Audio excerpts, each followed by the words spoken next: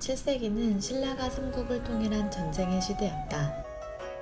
8세기는 평화와 문화가 꽃피던 시대였다. 일본에서도 동대사로 대표되는 덴표 문화가 꽃피었다. 당시 일본인의 3분의 1을 사망케 한 천연두, 그 최악의 전염병이 낳은 찬란한 문화가 덴표 문화이다.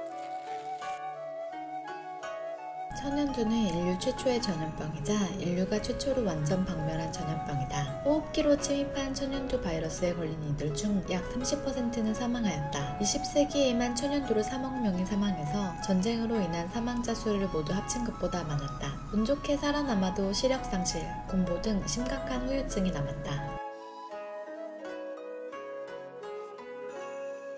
추사 김정희, 백범 김구, 무암 오명항도 천연두에 걸렸었다. 1798년 정약용은 자식들을 천연두로 잃고 박제가 등과 함께 마과회통을 펴내 제너의 오두법을 소개했지만 천주교 박해로 유배를 가며 빛을 보지 못했다. 실질적인 오두법은 81년이 지난 1879년 지석영에 의해 시행되었다. 김덕호 교수는 신라시대 처용가에 나오는 역신이 천연두를 일으키는 질병신이라고 주장하기도 했다. 구범진 교수는 병자호란 중 남한산성을 포위한 청태종 홍타이지가 종전을 서둘렀던 이유로 당시 조선에서 유행하던 천연두가 청나라군에 퍼질 것을 우려했기 때문이라고 주장했다. 어쨌든 한반도에는 오래전부터 천연두가 있었다. 일본의 천연두가 전래된 유래에 대해 일부 학자들은 기비노마키비, 겐보 등에 의해 당나라에서 전래되었다고 보나 일반적으로는 한반도 전래설이 유력하다. 735년 다자이유 관내인 규슈 북부에서 천연두가 발생했다. 일본 역사서 소길본기에 따르면 735년 야만인의 배에서 감염된 한 어부로부터 역병이 시작되었다. 13세기에 쓰여진 역사서에서는 감염 원인 야만인을 신라인으로 적었으나 신라에 표류한 일본 어부로 보는 것이 타당하다. 736년 2월 쇼무천황은 아베노 추쿠마로를 견신라사로 임명하고 4월에 아베노 추쿠마로가 이끄는 사절단이 수도 헤이조큐에서 출발했다. 사절단은 규슈 북부를 경유하여 신라로 향했는데 수행원은 유키노 야카마루가 도중에 천연두에 감염되어 신라에 가기 전에 이키에서 병사했다. 그 후 신라에서 귀국하던 대사 아베노 추쿠마로도 스시마에서 병사하고 나머지 일행이 헤이조큐로 돌아가자 혼슈의 바이러스가 유입되었고 737년에는 천연두가 전국적으로 크게 유행하게 되었다. 천연두는 서민뿐만 아니라 모든 계급으로 퍼졌다. 당시 귀족의 40%가 사망했고 국정 책임자였던 후지와라 사형제도 천연두로 생을 마감했다. 그 외에도 백제 멸망 후 일본에서 살던 의자왕의 손자 부여 양무와 당시 일본왕 쇼무천왕의 장인도 천연두로 사망했다. 정창원 문서 중 당시의 정세장을 통해 산출한 추계에 의하면 735년에서 737년의 천연두에 의한 일본 내 사망자 수는 총 인구의 25%에서 35%에 달했다. 당시 일본의 인구가 400만 명 정도임을 감안했을 때 100만에서 150만 명이 2년 새 사망한 것이다. 천연두는 738년 1월이 되어서야 잦아들었지만 이후 일본에서는 천년 동안 천연두의 에피데믹이 반복되었다. 737년 6월 일본 정부는 전약류 감신을 발표해 천연두에 대한 대비법을 소개했다. 몇 가지만 소개하자면 해초나 소금은 권하고 생선, 고기, 야채는 피하게 했다. 오늘날의 시선으로 보면 허무맹랑한 내용이지만 바이러스에 대한 개념조차 없던 시기 생존을 위한 절박한 노력이지 않았을까 싶다. 기근과 질병이 만연하자 사회의 동요는 격화되었다. 당시 자연재해나 역병 등의 재해는 위정자의 자질부족으로 여겨졌다. 이에 평소 불심이 두터웠던 쇼무천왕은 불교의 진호국가 사상을 바탕으로 정치와 사회의 불안을 일소하려 했다. 741년 고쿠분지 건립의 조칙을 내렸다. 그 내용은 70여 개에 달하는 모든 지방에 대규모 사찰을 건립하라는 것이었다. 쇼무천왕의 불교에 대한 깊은 귀의가 느껴지나 국가 재정의 측면에서 보면 매우 큰 부담이었다. 그러나 불교를 통해 사회 불안을 해소하겠다는 쇼무천왕의 집념은 여기에서 멈추지 않았다. 가와츠국 지시키지의 본존을 보고 자극받은 쇼무천왕은 대부를 건립하기로 마음먹었다. 743년 11월 5일 료벤 대승정과 교키 대승정에게 동대사 및 노자나부를 건립케 했다. 료벤 대승정과 교키 대승정 모두 백제계 도레인이다. 그 밖에도 다케치노 오쿠니, 이나베네 모모요 등의 도레인들이 대부를 주조하는 데 큰 역할을 수행했다. 우여곡절 끝에 751년 마침내 청동 대부를 완성했다. 대불 조성 조칙이 내려진 지 8년 만의 일이었다. 높이 16m, 무게는 452톤이었다. 이 대역사에 동원된 물량은 실로 엄청났다. 대불전 비문에 의하면 참여한 인부는 166만 명, 도금 종사 인부는 50만 명이었다. 동대사 대불조성은 제왕의 권위를 상징하는 황실과 정부의 사업이면서 국민의 결속을 도모하고 학문과 사상을 통합하는 효과를 동반했다. 나아가서 국제적으로는 자국의 문화 능력을 이웃나라에 알릴 수 있는 좋은 기회였다. 동대사 대불 개안식은 전무후무한 동아시아의 국제 행사였다. 개안식에는 신라, 발해, 당나라, 캄보디아에서 승려들을 초청해 외빈석에 모셨다.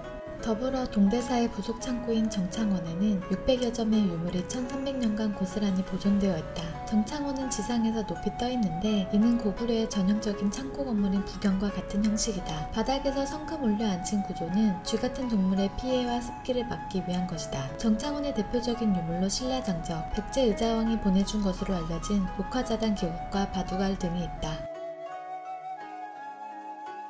천연두가 유행하기 전 732년에는 3세 1신법을 제정했다. 그러나 제도의 한계로 실효를 거두지 못했다. 14년 후 천연두로 인해 많은 사람들이 사망하자 일본 전역에서 노동력의 이탈, 이주, 지역별 불균형이 발생했다. 이는 건설과 농업, 특히 벼 재배에 큰 영향을 주었다. 일본 정부는 광범위한 인구 이주를 막고 농촌 사회에 활력을 불어넣기 위해 세금 감면을 비롯해 다양한 정책을 펼쳤다. 그 대표적인 정책이 간전영년사제법이다. 743년 간전영년사제법을 제정하여 일정 한도의 개간지를 영구적으로 소유하는 것을 인정했다. 농민이 농지를 개간해서 농작물의 생산량을 증대시킬 목적이었지만 재력을 갖춘 귀족과 사원이 이 법을 이용해 광대한 토지를 소유하고 노비와 불황 농민을 동원하여 개간을 진행했으며 농민의 농지를 매수하는 방법으로 토지를 확대해 나갔다. 귀족이나 절 및 신자의 사유지는 계속 증가했고 그 결과 장원이 출현했다. 절이나 신가, 귀족이 일반 농민을 부려 개간을 가속화했기 때문에 나라 시대 말기에 들어 농민의 생활은 더욱 황폐해졌다.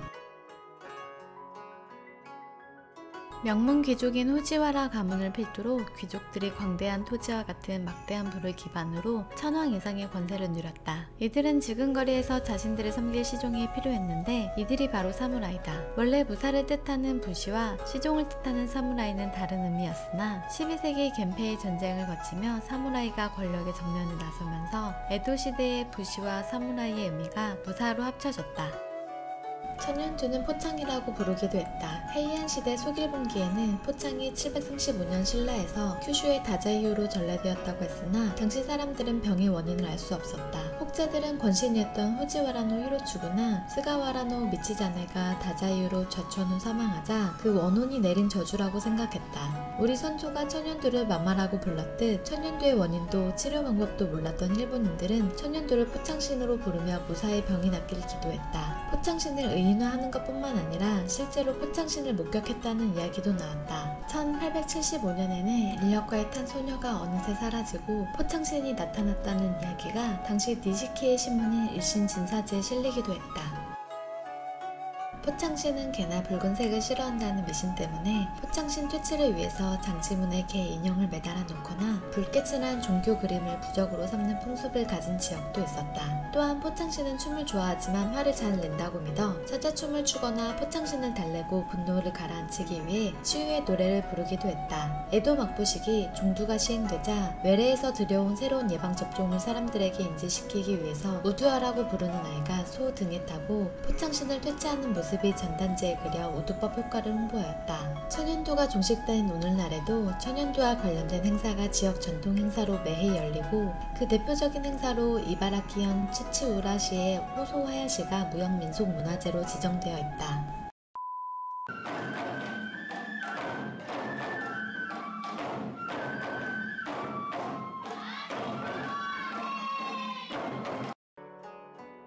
덴표 역병 이후에도 천연두는 일본에서 10에서 150년을 주기로 천년 동안 유행했다. 천연두 재앙을 극복하기 위한 희망이 머나먼 네덜란드 상인들로부터 시작되었다. 에도 막부는 서양과의 교류를 막는 쇄국 정책을 펼쳤으나 네덜란드 상인들만은 한정적으로 허용했다. 에도 막부는 규슈의 서쪽 끝 나가사키에 데지마라는 인공섬을 만들어 한정적인 무역만을 허용했다. 일본에서 서양과의 유일한 연결고리였던 이 섬에 서양 의사들이 들어와 의료와 무역 활동을 벌였다. 데지마로 부터 유입된 서양의학은 남방의학으로 불렸고 이들 밑에서 배운 일본 제자들은 이후 메이지 유신 시기 서양의학 도입에 주도적인 역할을 했다. 당시까지 남방의학은 단순히 서양의 의학 서적을 번역하는 수준에 불과했고 난학사속을 만들어 학생들을 가르쳤다. 그러나 구체적인 성과를 내지 못했다. 일본에 유입된 서양의학이 처음으로 실체적 효과를 보인 것은 천연두의 치료법인 우두법이었다. 이미 난학사속에서 우두에 대한 지식은 배워뒀었지만 규모가 없었기에 실천으로 옮기지 못했었다. 1849년 난학자 이토 겐부쿠가 일본 사가번에 두묘를 성공적으로 들여왔고 1850년대에 우두법이 대대적으로 보급되기 시작했다. 에도시대 난학자이자 의사인 오가타 코아는 1849년 11월 오사카의 난학사립학원인 적숙을 세워 일본의 우두법과 종두법을 보급했다. 적숙은 오사카 대학 의학부의 전신이다. 에도 막부는 1858년 에도에 종도소를 세웠다. 이 종도소는 도쿄대학 의학부의 전신이 되었다.